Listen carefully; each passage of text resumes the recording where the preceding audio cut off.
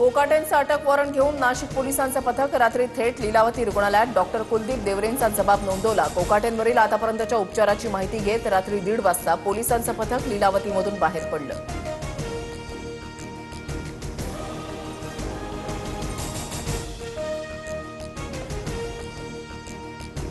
माणिकराव कोकाटेंची आज एंजिओग्राफी केली जाणार। एंजिओग्राफीचा रिपोर्ट आल्यानंतर अटकेसंदर्भात पोलीस निर्णय घेणार। लीलावती रुग्णालयामध्ये कोकाटेंवर शस्त्रक्रिया पार पडणार।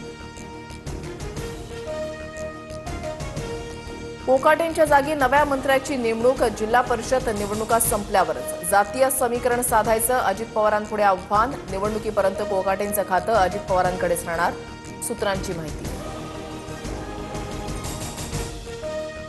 माणिकराव कोकाटेंच्या याचिकेवर आज हायकोर्टामध्ये सुनावणी। सदनिका गैरव्यवहार प्रकरणी नाशिक कोर्टाकडून कोकाटेंची 2 वर्षांची शिक्षा कायम। हायकोर्टाच्या सुनावणीकडे लक्ष। राज्य निवडणूक आयोगाची आज सर्व महापालिका आयुक्त आणि निवडणूक निर्णय अधिकाऱ्यांसोबत ऑनलाईन आढावा बैठक। 23 डिसेंबरपासून उमेदवारी अर्ज भरण्यास सुरुवात होणार। याबाबत कर्मचारी यंत्रणा आणि सामुग्रीचा आयोग आढावा घेणार।